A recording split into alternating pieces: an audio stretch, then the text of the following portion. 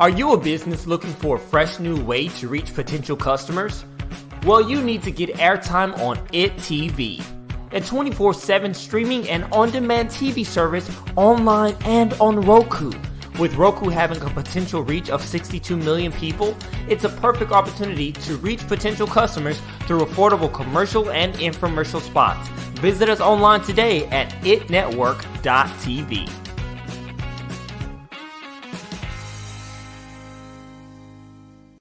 Good morning, good morning, good morning, and thank you for joining me on another episode of the Roundtable Talk Show.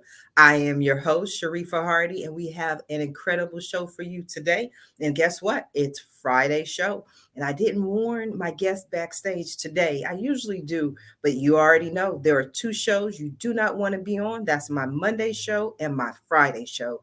Mondays, I've had way too much sleep. Friday, I haven't had enough sleep. So only the good Lord knows what I'm going to say, but I guarantee it's going to be fun.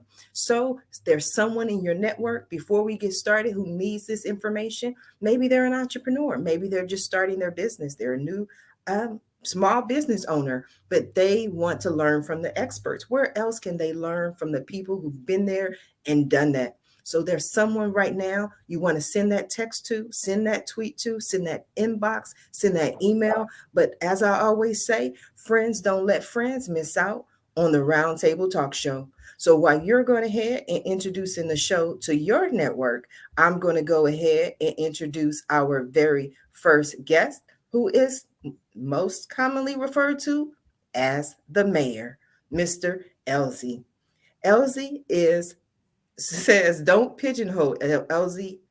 Don't even try. Describe him this way, and he'll point out that one, change your perspective, and he'll lead you down another path, maybe without your even realizing it. He's a creative dude, an entrepreneur, a family man, a business owner. No box fits. It doesn't even exist. He's a man of original thoughts, all products of unique thinking. Good morning, Elzie. How are you? Good morning. I am fantastic. Super excited to be here and looking forward to the conversation. I am as well. Now, sometimes it's Friday. I just warned you after you signed up for this show, like you don't want to be on this show. Cause like right now I'm all in your background, and I usually don't do this. I usually allow you to introduce yourself first, but you seem like the athletic type. You have your little basketball court and everything up there. Are you the athletic type? I used to be many years ago, many moons ago. Okay, I got distracted. Tell us a little bit about yourself. Who are you and what do you do? Who am I and what do I do? I am basically a serial entrepreneur, a husband, father, man of faith, and I love telling stories. And so if you look at any of my passions, they involve two things: me talking in a microphone, whether that's music, whether that's speaking or podcasting. Those are the things that I get up in the morning looking forward to doing. So just an overall creative and a person who loves to meet new people and hear their story. Well, I got a couple of people for you to meet today. Okay. Awesome. We're going to come back to you, but I want to go ahead and introduce our next guest, the incredible Miss Audrey Kirchner, owner and chief marketing strategist at Inky Ma, with over 20 years of experience in marketing and advertising. Good morning, Audrey. How are you? Good morning. I'm fabulous. Happy Friday, everybody. Happy Friday to you.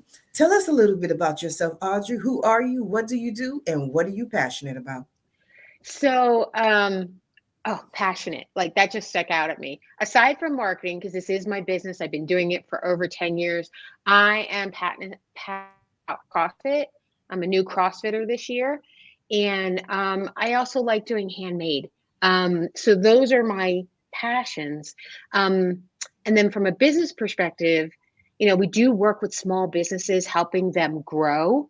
The agency will do branding. We do websites, social media, love doing email marketing, digital advertising, and we have a podcast. It's called Income's Marketing Strategy. And that's for anybody that's trying to market their business or at least educate themselves on how to market their business before they hire an agency, or in lieu of hiring an agency if they're not ready yet. And so that's like my passion project that we started this year, is really just educating and creating a community for small business owners to learn about marketing.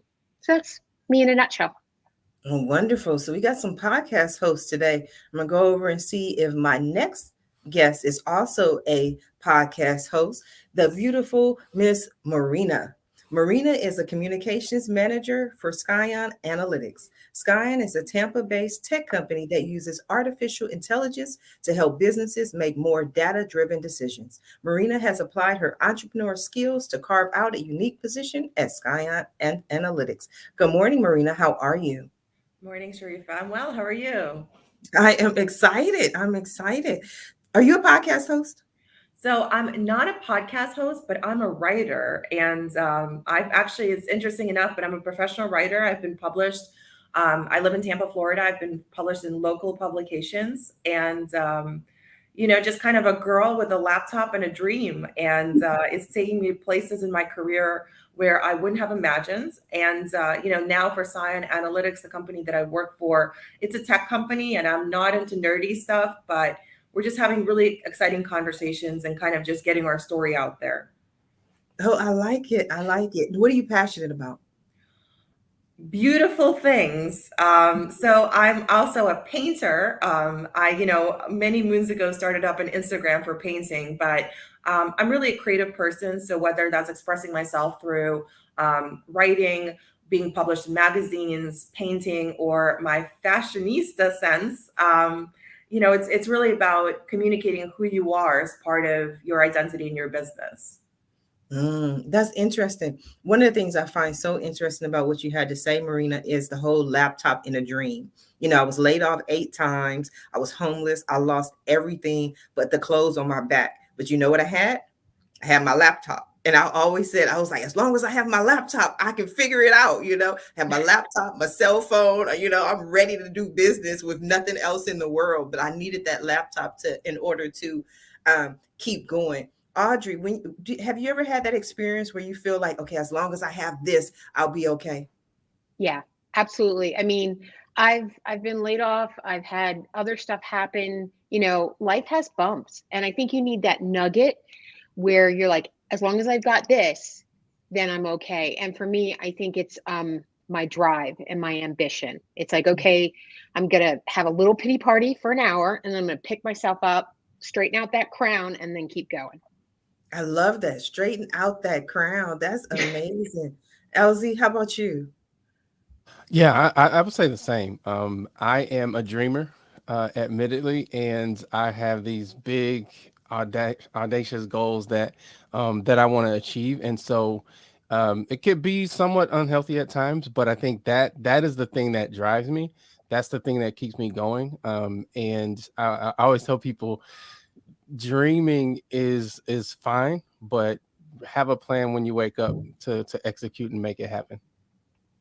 Okay. So why do you feel like it got you in trouble? Like, were you dream? I was about to say, were you dreaming too big? But there's no such thing as a dream that's too big. Mhm. So why would you feel like, there's any negative aspect to being a dreamer? Well, if you you get to know me better, I am extremely passionate, extremely driven, and I expect and demand excellence from myself and others, right? And sometimes you can develop this myopic viewpoint of that, and so that you can tend to lose sight of the people part of this whole life thing, right? Because we're all people, we're all on a journey, and the most important thing is the relationship, right? And so sometimes as a driver, right, you miss the human element of it, right? And so it's a constant balance of making sure that you're intentional about recognizing that there's a human side of this, and that you put that piece of it first, and everything else takes care of itself. I like that answer. It was very general. So we're going to bring it back to specifics. So basically, you had a dream and you was the king, and you said, all the little villagers have to help me. And then you was like, wait a minute, the villagers are people too. Is that what happened? Well, so specifically, right? So let's say I want to launch a business, okay? Mhm.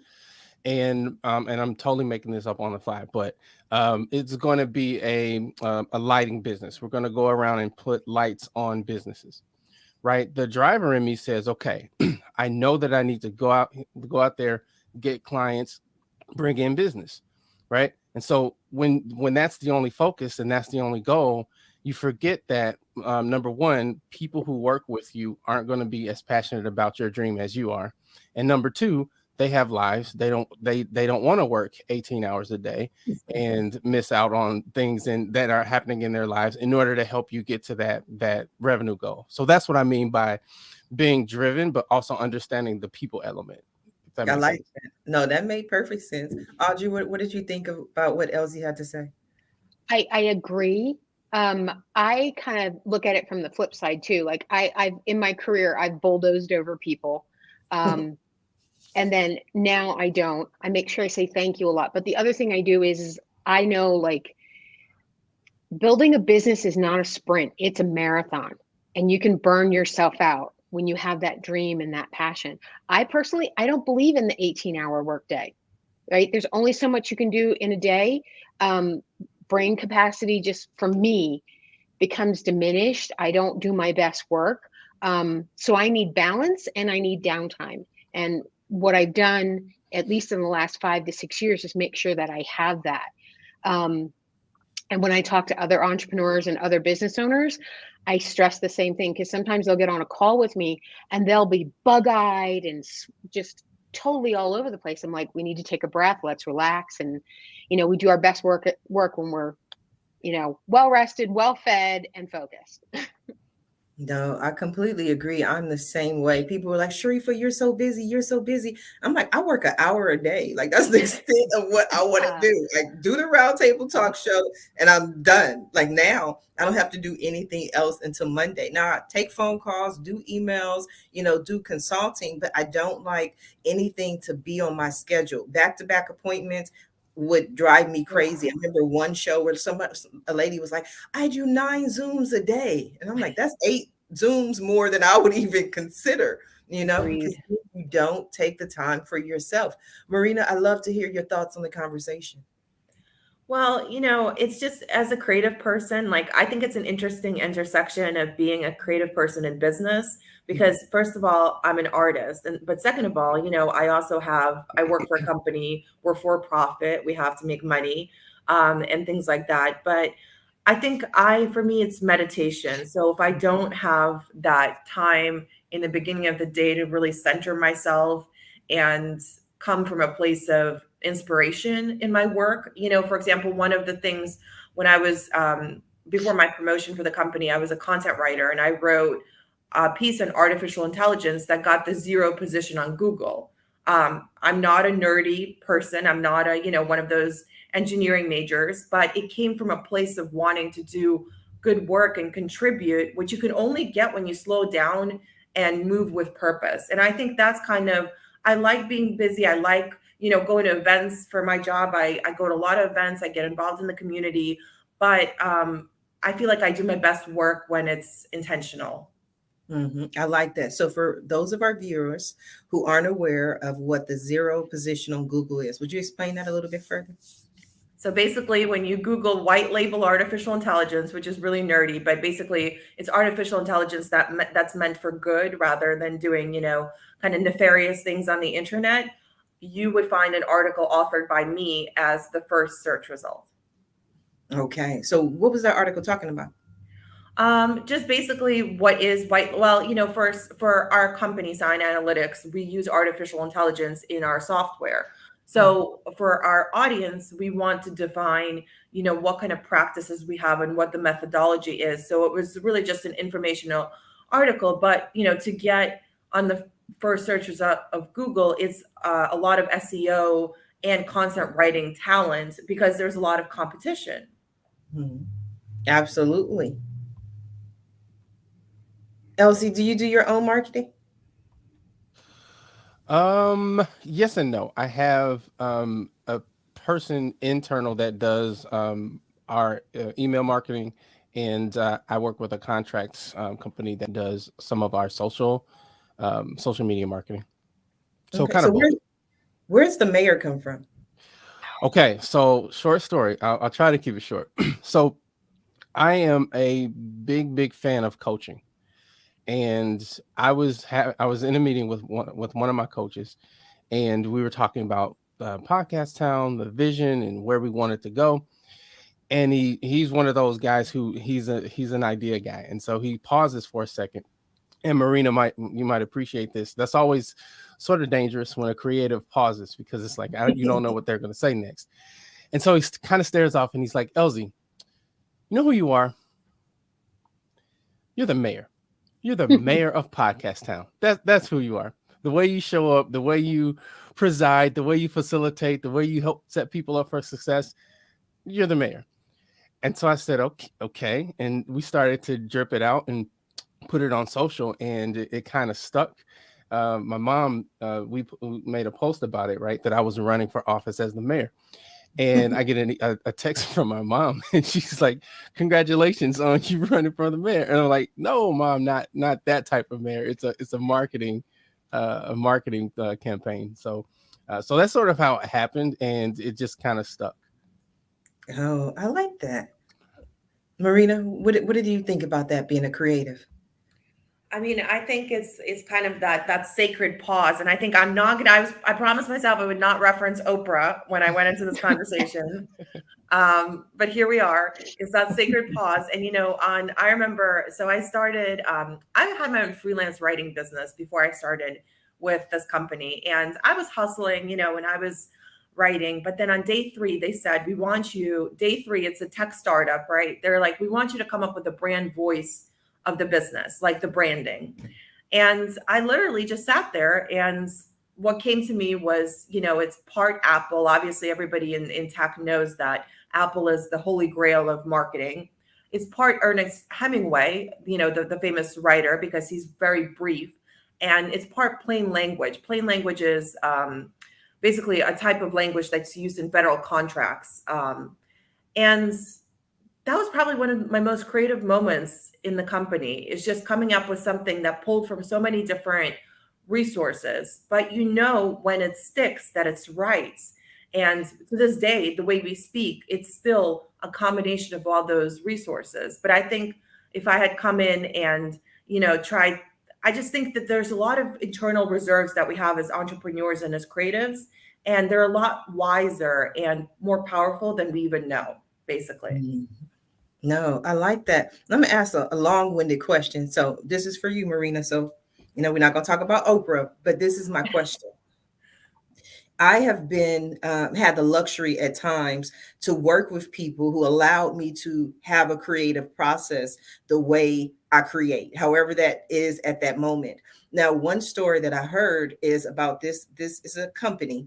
And this coworker saw that his coworker wasn't doing anything. He would just sit in his chair and he would just, do absolutely nothing all day. And so the coworker went to his boss and he said, "Hey, boss, Joe isn't doing anything. He hasn't done any work." He goes to the boss to complain. And so the boss says to him, "Leave Joe alone. The last time Joe sat in his chair and just spun around, he came up with $1 million idea. So leave Joe alone." Have you ever had that process where somebody was just like, "Okay, Marina, we need you to create, just do you however you do it"? Or have you worked in situations where you felt confined as a creative because they weren't allowing you to create? Well, I think what has really been great about, the leadership here at Scion is that they saw early on that I wasn't going to be put in a cubicle or a box. And so I have a lot of freedom when it comes to, I go on walks during the day, or a lot of my ideas come when I'm talking to people. And actually one of the most brilliant, I think, ideas that we did was a Halloween piece. It was a blog post called "Rest in Peace, RIP, RFP." RFP is a government contracting document that our software basically shreds. And that piece was off the wall. It basically killed the RFP and had a funeral for it that was Halloween themed. And everybody thought it was just garbage. And then we put it on the internet and it went viral. And we had a director at a large government defense contracting company reach out to us and say, I've never read anything like it. I want to talk to you guys. And I think that's the power of letting creatives be free, like free range creatives, because at the end of the day, you never know where that $1 million idea is going to come from. Yes, absolutely. How about you, Audrey? What's your creative process? So, I have creatives on my team. I work with creatives for years. And what I do is I give them enough strategic information and then I get out of the way. Because I have thoughts and ideas. Like when I'm talking to a client, I'm like, oh, this tagline would be great, or I envision a logo this way, or something that should be written. And I kind of talk that away, but I love seeing what everybody else creates because half the time I love it more than what I came up with myself. And I think it's because they take that input of the information, the challenge. It's like, this is the type of person we're trying to attract to this company. Here's who they are, that kind of thing. And then they talk to them. And the one thing I do know is that creatives don't like being told exactly how to do something, right? Don't tell them what color, don't tell them what the language should look like. Like, don't give them the language and ask them to clean it up from a writing perspective. Visuals, it's like the more free reign you give, the better. And I think the work product that comes out is better. And I'm the same way too. When I'm creating my own personal things like jewelry, or I'm just doing my own photography or anything like that, I really don't want someone saying, well, it should be like this. It's like boundaries are bad. Yes, I definitely agree, because one of the services that I offer is marketing and social media marketing and PR and publicity.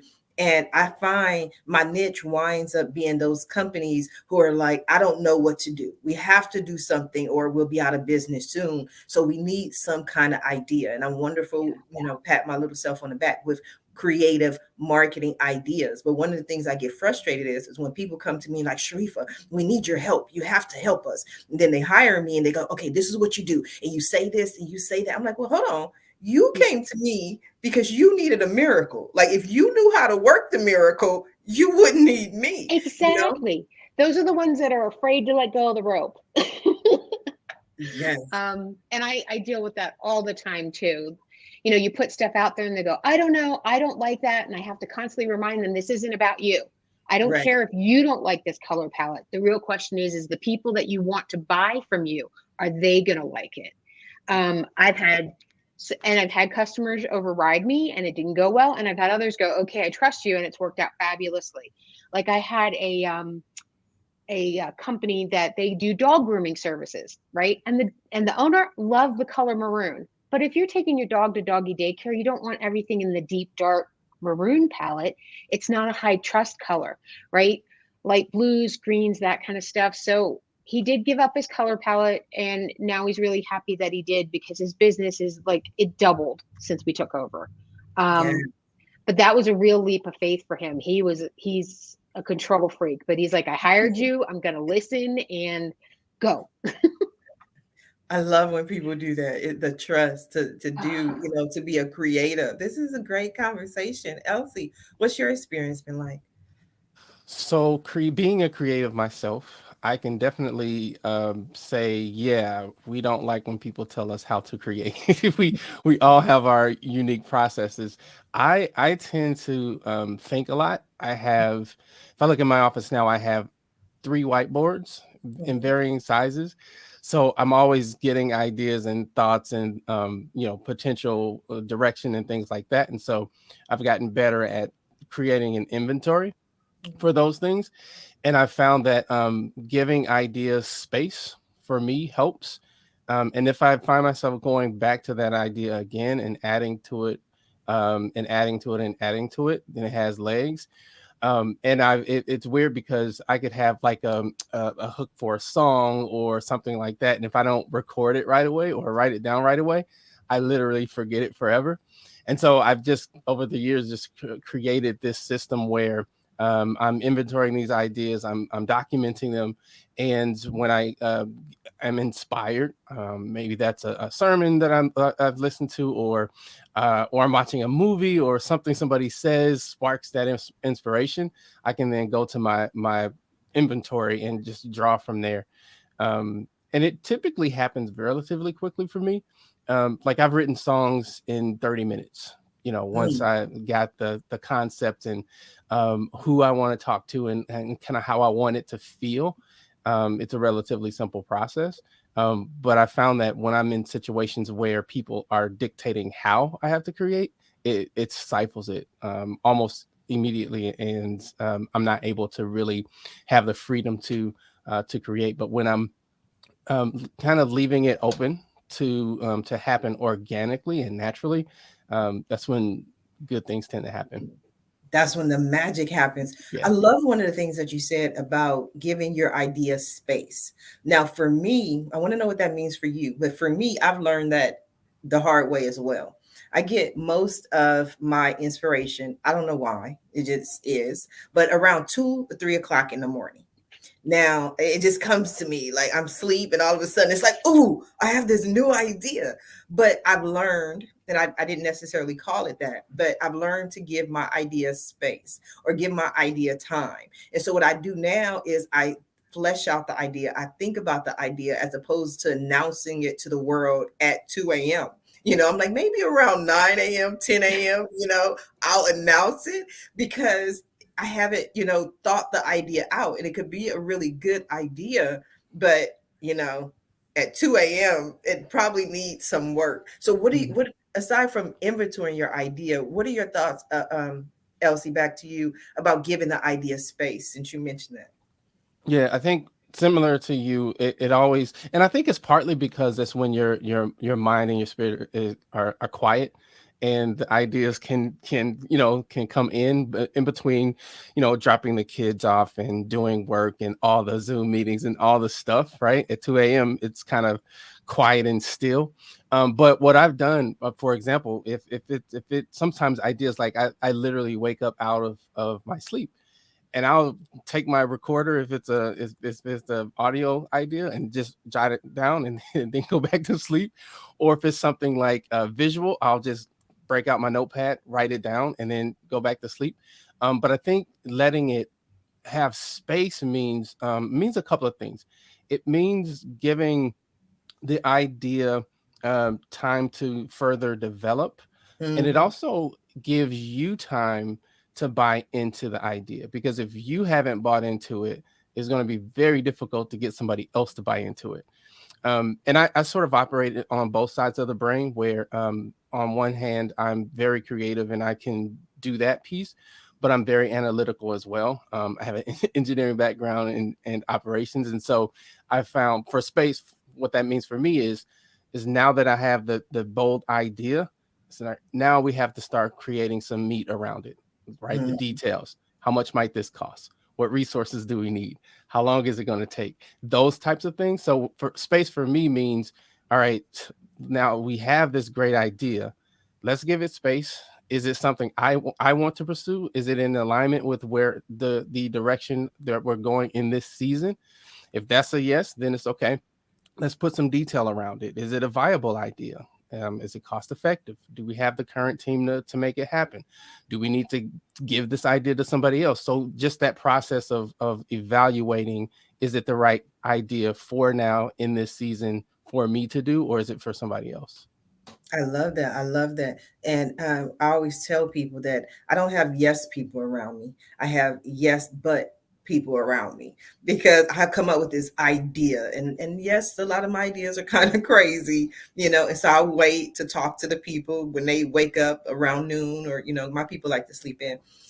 But they'll always say, yes, I think it's a wonderful idea, but have you considered doing this, as opposed to that, kind of what Audrey was saying about the color palettes? Because if I just make this announcement, maybe it was colors that make people angry. I don't know. But I think sometimes I have to slow down and talk to other people before announcing my ideas. Wonderful conversation. We're going to continue the conversation after this brief commercial break. You need jordansrooter.com. Get free estimates, 24-hour service, special discounts for seniors and veterans. That's jordansrooter.com. Have a home repair or some remodeling you need done? No problem. We can handle all that too. Give us a call today at 800-300-0358. At Jordan's Rooter, we take pride in our work and always make sure to get the job done right the first time. That's jordansrooter.com. We want to be your Mr. Fix-It. I've had this problem. Big problem. I really needed A good business consultant. And I kept searching. and searching. There are so many choices. It's really hard to find one that has all the things on my list. But I finally did it. Yes. Thank you. If you are looking for one as well, look no further. Here's a really good one. Just use mine. Use mine. I'm very satisfied. Definitely recommend. Problem gone. Thank you. If you are just now tuning in to the Roundtable Talk Show, you have missed out on a lot of information that might change your life. So you definitely want to watch this show from the archives. But I do want to continue the conversation on the creative process because it seems that's what we're discussing today. Miss Marina, do you give your creative ideas space? Yes and no. I think that I'm just a really kind of high energy person. So a lot of it comes in bursts, and a lot of it, I think of creativity as connecting the dots, but connecting the dots differently. So there's traditional mediums to be creative, like writing and art and things like that. But for example, I recently got promotion and it was in the communication space. So I'm now doing publicity and PR for our company. Now, all I was given was just like, here you go, get some stories out, very minimal direction. And my job every day is to contact publications, local, national, whatever, and tell them why they should write about Scion Analytics. And trust me, I've gotten creative. I've called like numbers off Facebook pages, messaged on Instagram, but I think it's that kind of ingenuity which entrepreneurs and creatives share, which, on the one hand is very instant because you're like, I know I have to do this and this and this and this and this.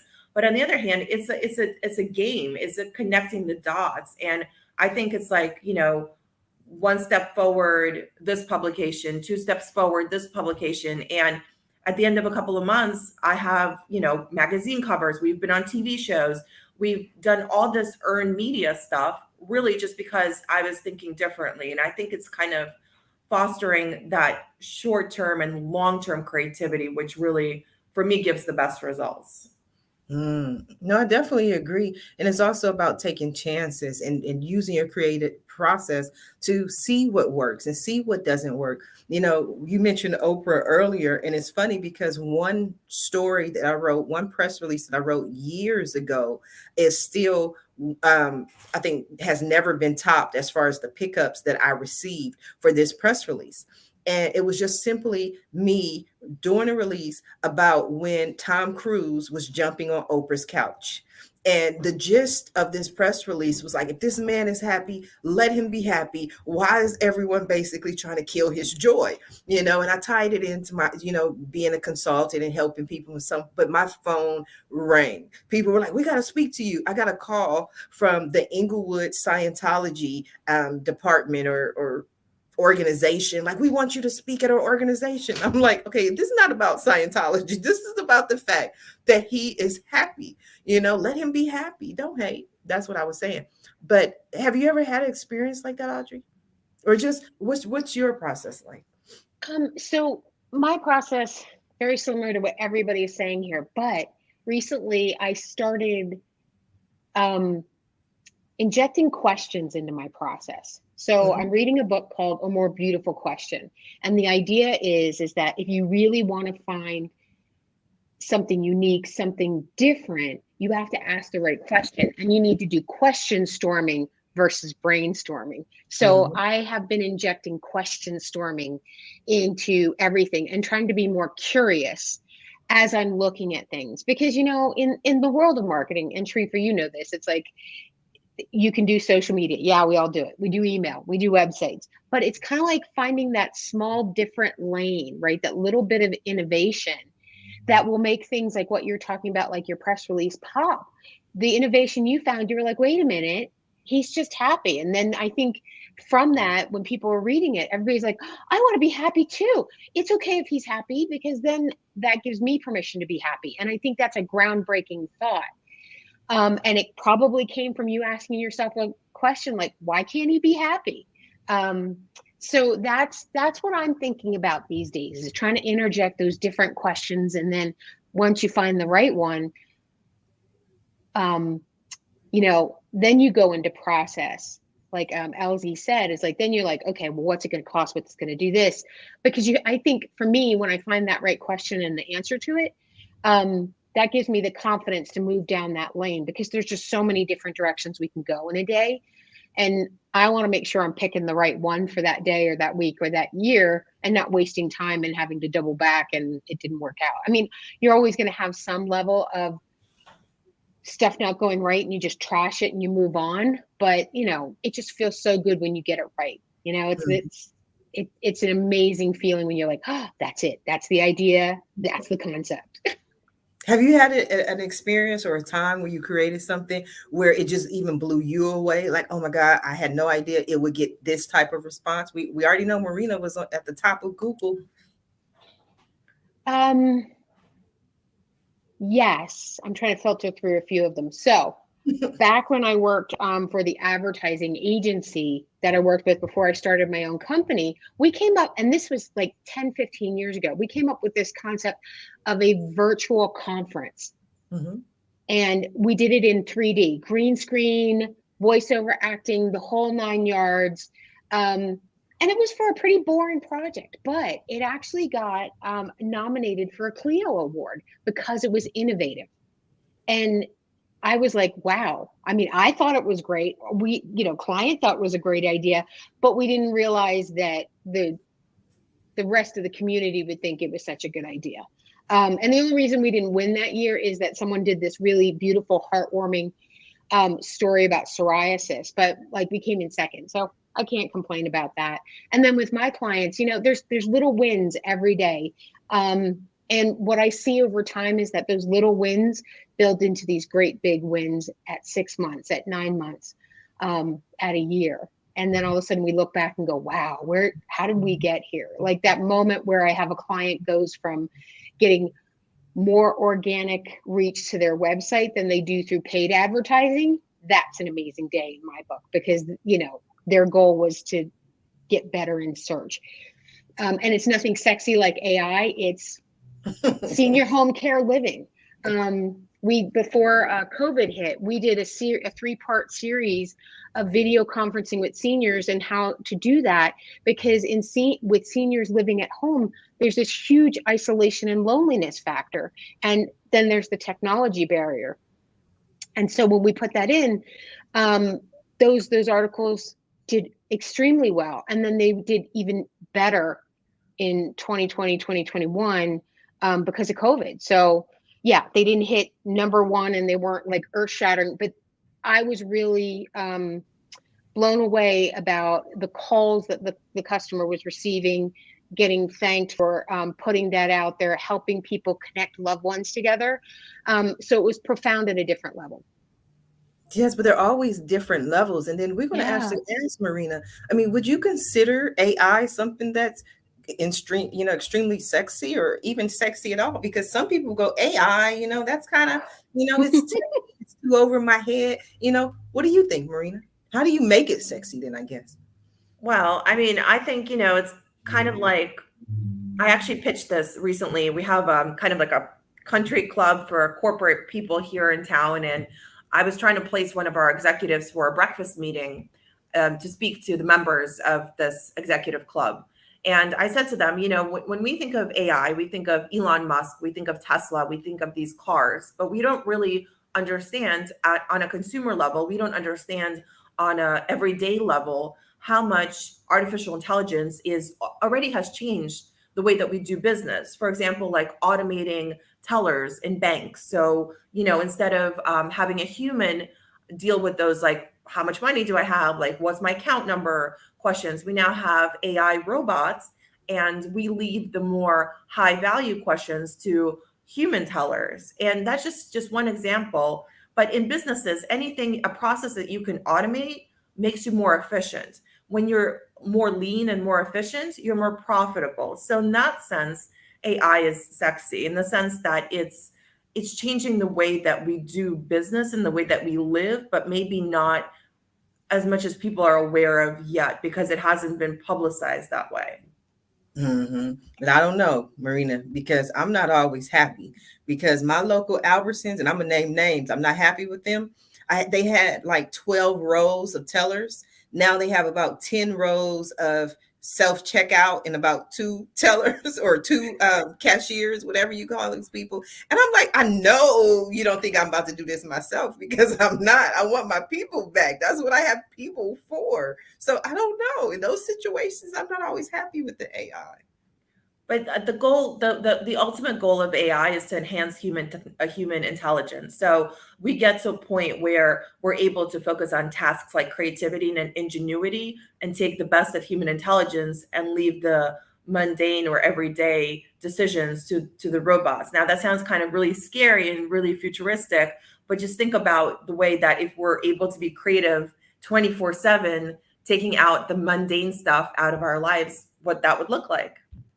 That looks like me bagging my own groceries, Marina. But I hear you. I hear you. I hear you. You know, I'm not going to disagree with my guests, but I'm just telling you, I need somebody to bag. Maybe I just go to a different store where they bag groceries for me.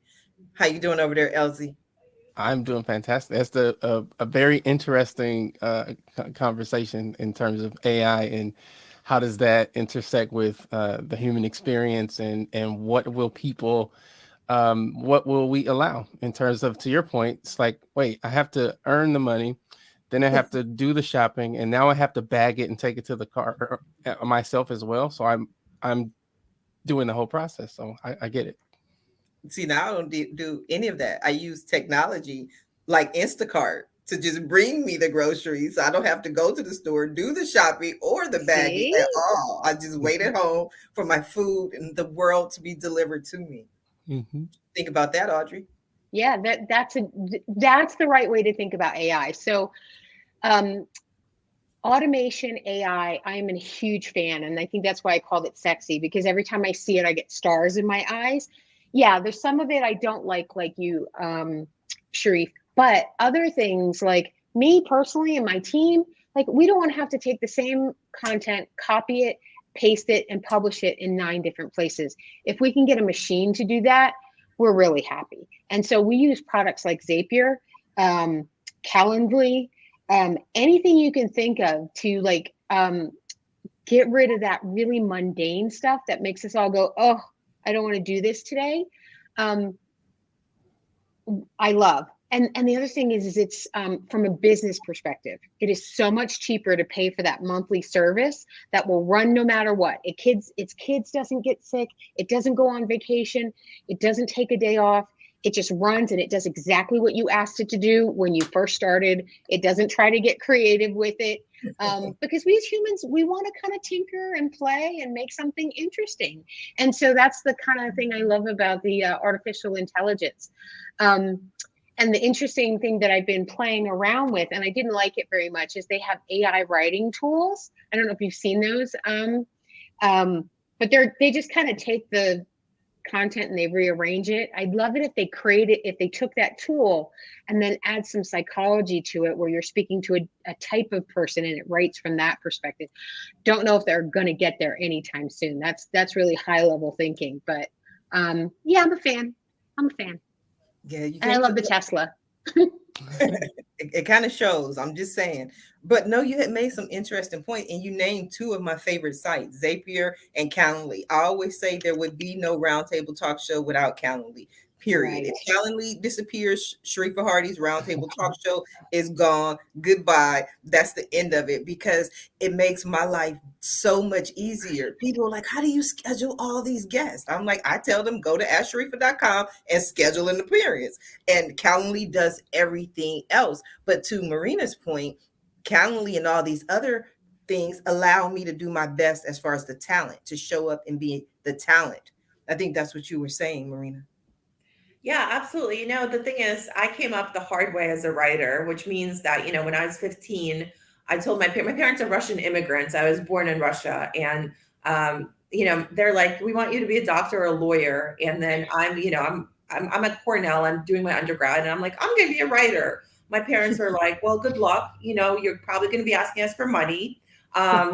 And I came up the hard way in the sense that I'm a writer's writer. So when I see these tools like Jarvis, like the other AI tools, they make me nervous for the love of the craft. Because I think that writing is an incredibly intellectual process. I think it requires technique, it requires practice. If you're writing every day, that's how you become a good writer. So I don't feel good about being automated as a writer. But I think, again, depending kind of like what some of the other people say, depending on the applications and the uses, like as far as email marketing or, copying and pasting and things like that, obviously automation has its place. Yes, I always say copy and pasting changed my life. The majority of everything now, you copy, paste, you add, you put it here, you put it there, but you can't copy, paste creative. You can't creativity, we still need creatives like Elzie. So Elzie, do we get a song? That's what I've been meaning to ask the whole show, but we went in a different direction. But I'm like, I need some creativity right now. No, that's not happening. We don't need a song, we don't need a poem, we don't need nothing. We need something creative. I need a story. What's your favorite story? My favorite story. You said you share stories with the town in which you're a mayor, this invisible town. No? That's a loaded question. My favorite story. Well, I mean, not to get all spiritual and stuff, but I think the story of the Bible is probably my favorite. I mean, you look at superhero stories, right? You have the villain and the anti-villain and all sorts of stuff in there. Pretty good story. Like it's an awesome story. Elzie, you know what? I don't mean, I'm trying to phrase this nicely, but I'm not voting for you because you give general answers. I've never heard somebody say the story of the Bible. I've heard people say the story of Noah in the Bible, the story of Job in you just the Bible, the whole story. That's my favorite story. Well, I was specifically meaning salvation, right? How there's a human problem, right? And then there's a savior, and then the story, right? I think that's a pretty specific story. My opinion, maybe You're not. funny, Elzie said you know the story. I don't have to tell you the story. You know how it goes. Somebody wins, somebody loses, somebody dies, somebody rises. That's the story. I thought your whole premise was like you enjoy telling stories in podcast town, no? I do, but I didn't think you wanted me to go into the entire story now. I mean, we certainly could, but maybe not the entire story, but we're looking for inspiration and motivation so we can motivate the people. We got to give them a story. If stories are what you do, I can't go to a shoe store and then ask the people about shoes. And the man is like, well, you know what? You've seen shoes. You've seen one shoe. You've seen them all. I'm trying, no. You could, and it will be memorable, right? You will remember that guy. Well, I'm going to remember you, Elzie. There you go. I'm going to go talk to Audrey. Audrey, I need to show. Elzie won't play with me, Audrey. I told you it's Friday. I need some entertainment. Tell me a story. So, yeah, a shoe is a shoe, right? No. Yeah, they all have soles. They got a heel. You put your foot in. That's such a guy answer. Love you, but that's such a guy answer. Do you want me to talk about a story? No, we're gonna leave that to Elzie. But okay, Elzie, you think about that just a little bit. Just a little. It's hard. It's hard being on screen. Sometimes you go, "Oh, I have nothing in my head." Especially when I haven't asked the direct question, and I've learned that over the way because people are like, Sharifa, you're such a great interviewer. You interview well. And I'm like, for the most part, I just go, well, what do you think about this? What do you think about that? And I allow people to talk. And some people, it turns them off because they're like, okay, what do I think about what? Like, what is the question that you're asking? Specifically, what do you want to know? So I've learned to be more specific. So Audrey, the specific question I have for you, I like when you were even laughing and joking about the whole shoe experience. But as a supervisor and manager, one of the things I used to tell people is that it takes somebody who's really great to turn an ordinary product or ordinary service into something that they can market repeatedly. You know, genius strikes and you can sell that shoe and everybody comes to get it. But what do you do when next quarter you need more sales, or, you know, you need to move these shoes off the shelves a little bit more? That's a talent, wouldn't you say, Audrey? I do. And I think that's where you get into the monotony of marketing. It's like, well, what are you going to do next? Right. There's a couple ways to think about it, right? One, let's say with shoes, because I love talking about shoes. There's always new colors coming out. There's always new styles. Thank God fashion changes. But you could talk about features and benefits. And then it's selling more shoes to new people and then selling more shoes to existing people, because there is a group of people that doesn't have enough shoes. And so I think it's identifying the audience the right way. And then selling them on not just the color and the attributes of the shoes, but actually giving them the story of why that shoe is perfect for them. It's going to look great when you go out running for running shoes, right? Purple is your power color when you're on the track. You need heels for that little black dress. You know, orange is the color to go with this month. So helping them imagine and putting themselves into the product is probably the best way to kind of keep things fresh and moving, and also looking at what's going on in the world at the time.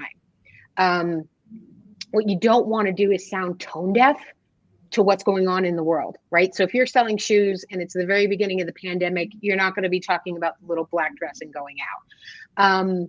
And I think that's important too. And I think that's why a lot of business owners think, oh, this is my marketing message, and I go. Now, it changes quickly, and sometimes it does a 180 right in the middle of a campaign that you just launched, and you got to go with it. It's being flexible. And so that's how I approach it. We approach it with our clients. We look at all those different factors and we come up with what's next. Mm-hmm. I like that. And you mentioned tone deaf. There was one commercial in my entire life that really stood out that I felt was like, okay, this commercial is tone deaf.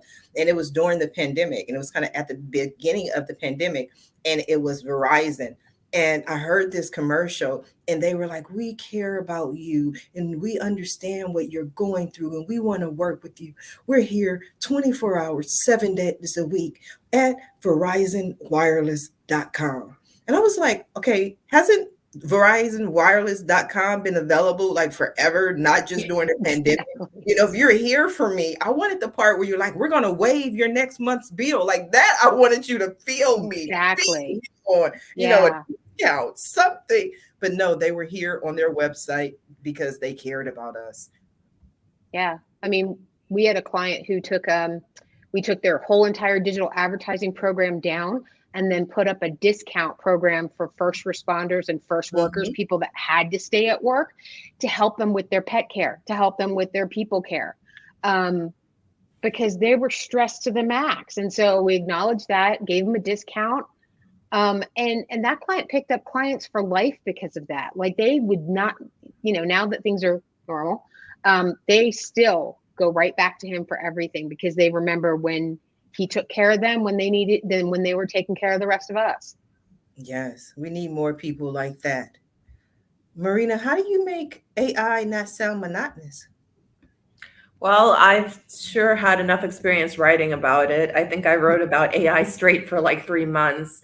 You know, I like, again, storytelling. I think I did something, they let me do something really creative, which is tell the proposal manager story. Proposal managers are people who write these requests for proposals using the AI software that we sell.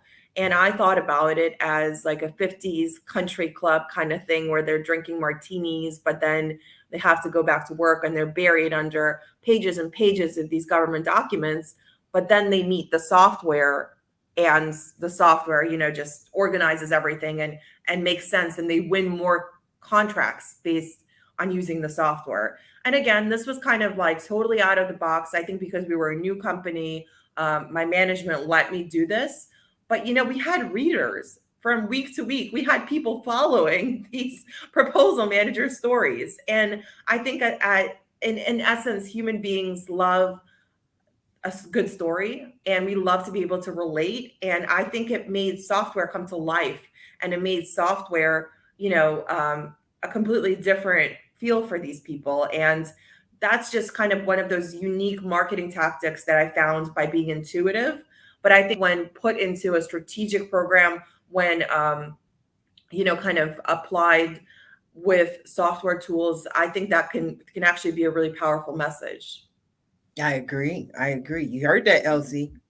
People love stories. That's what Marina said. I'm just telling you what Marina said. Okay. I'm gonna leave it alone. No, I think I think again, this is a great demonstration, right? Of sometimes the way that people think they want things is different than how you execute it. And it actually works in your favor, because I promise you, when somebody watches this and they Google the story of the Bible, what did Marina call it? The zero position in Google pops right up. And I'll just read it. It says, the story of the Bible is about humanity's cycle of self-destruction and the Messiah who will restore the covenant partnership between God and humans. Pretty good story, right? So even though I didn't specifically give you what you wanted, people are going to get inspiration, and they're going to learn more about the story because of the way the information was presented. So it's not always you giving the story. Sometimes it's prompting and telling people and giving direction so that they can, on their own, get the story, because it's going to be more impactful when they do it that way. So basically, you just Googled that whole thing. I just Googled in, because you asked me what's my favorite story. I said the story of the Bible. So I Googled the story of the Bible, and that's what came up. Zero position in Google. I like you, Elzie. I like you. You made your point. I stand corrected. Well, not corrected, just different, right? There are different ways to do things. Yes, and I like that. I like people who do their research, come back with an argument. And I was in debate club, in high school, by the way. So I just love to debate just for the fun of debating. So you made your point. Point noted.